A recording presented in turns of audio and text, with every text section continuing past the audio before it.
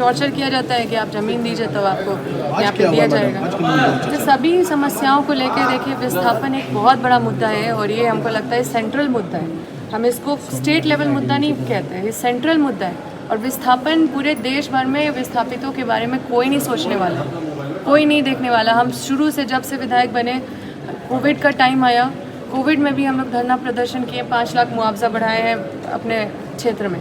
आज लोग 25 लाख मुआवजा उठा रहे हैं। तो हमारे परिवार का लड़ाई है, हमारे परिवार का संघर्ष है। पूर्व विधायक श्रीमती निर्मला देवी है, इसी लड़ाई में लड़ के और अपनी राजनीतिक करियर को मतलब उनका डेड हो गया। पूर्व मंत्री श्री योगेंद्र सावे, इसी विस्थापन का लड़ाई में मतलब 50 केस हुए और इसी में उनका मतलब राजनीतिक करियर डेड करने का काम किया गया। उसमें कई अधिकारी हैं, हम लोग के भी कई सारे कॉरपोरेट के दुश्मन हो जाते हैं, कई हम बड़े बड़े लोग हमारे दुश्मन हो जाते हैं और सब चीज़ों में भी हमारा बहुत सारा प्रभावित करने का कोशिश करते हैं। लेकिन इस लड़ाई को, ये हमारा बड़का गांव का सिर्फ लड़ाई नहीं है, ये सेंट्रल लड़ाई है कि मतलब ये मुद्दा केंद्र सरकार का मुद्दा है। और लेकिन हम लोग तय किए हैं इस बैठक में कई सारे मुद्दे हैं। एक तो पॉल्यूशन जो झेल रहे हैं उसको कोई पॉल्यूशन कंपनसेशन नहीं मिल रहा, सही मुआवजा नहीं मिल रहा, लोगों को हक नहीं मिल रहा। पहले तो वो किसान थे तो कुछ उपजा करके वो कुछ कमाते थे, उनका हरा भरा जीवन था, अच्छे से अपना रोज़ी रोटी वो कमा लेते थे उस ज़मीन से। अब तो ज़मीन भी नहीं रहा, अब उनका रोज़गार, वो अब किसान भी हैं तो उनके पास खेत नहीं है कि वो कुछ काम कर सके। तो कई बार आप लोग भी सुनते होंगे विस्थापन का मुद्दा हम हमेशा विधानसभा में उठाए रखें।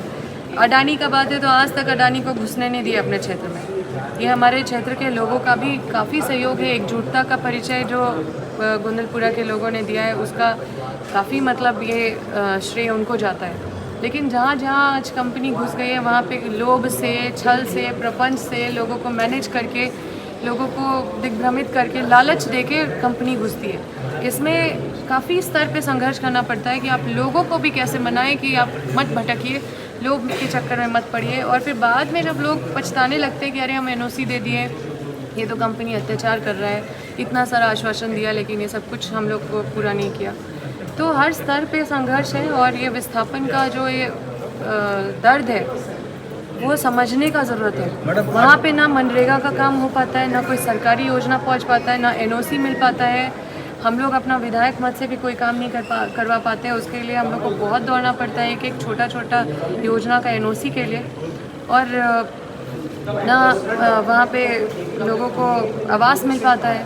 और वहाँ पे लोग, जो कंपनी है अभी कई साल हो गए, बहुत सारे लोगों को विस्थापित भी नहीं कर पाई है, तो वो लोग उसी अवस्था में रह रहे हैं क्योंकि अभी उनके पास जब कंपनी जाएगी तब मुआवजा देगी, तब उनको विस्थापित करेगी, तब वो लोग वहाँ से हटेंगे।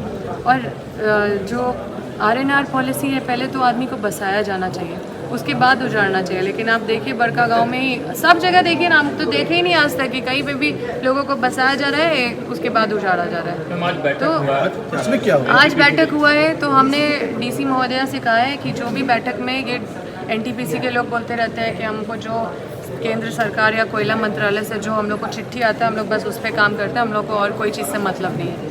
तो हमने बोला है कि जो लोगों का जो 20 सूत्री मांग है इस पर अपना कमेंट वो जमा करें कि क्या उनका कमेंट है उस पर। और जो हमारी तरफ से एक्सपर्ट, क्योंकि वो तो अपना नियम कानून ऐसा उलझा देंगे कि आप सोचेंगे, और हमारा तो कुछ भी बोलेंगे तो डीसी मैडम भी सोचेगी कि हम तो मतलब एक्सपर्ट से सुनना एक अलग चीज़ होता है ना।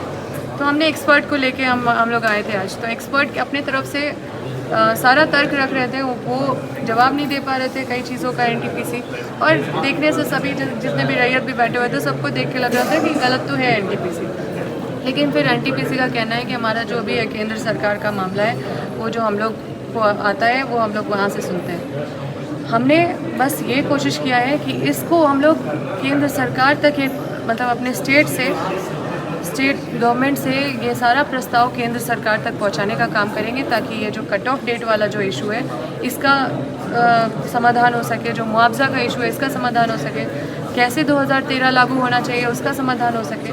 हर चीज़ का हमारे पास तर्क है, लेकिन ये यहीं रह जाता है, स्टेट में ही रह जाता है। तो अब हमारा यही पहल है कि इस मीटिंग का जो हम लोग का डिस्कशन हुआ आज, जो हमारे तरफ से जो एक्सपर्ट बोले, जो उनके तरफ से जो उनका जो मंतव्य आया है, ये दोनों मंतव्य को मिला के हम लोग जाके स्टेट के पास बैठेंगे। स्टेट में एक बैठक रखी जाएगी और ये हम लोग सेंटर को पुश करने का काम करेंगे। और अगर हम लोग को ज़रूरत पड़ा तो हम लोग इसको बहुत बड़ा रूप देंगे और निश्चित रूप से विस्थापितों को भी अपना हक और अधिकार समझने की ज़रूरत है। छोटे छोटे चीज़ में लोग कॉम्प्रोमाइज़ हो जाते हैं। हज़ारों लोग हैं जो बैठे बैठे थोड़ा पैसा लेके और मतलब कंपनी के पक्ष में हो जाते हैं और ये भी एक बहुत बड़ा हम लोग का क्षेत्र का समस्या है। मैडम, सरकार आपका है, आप सरकार के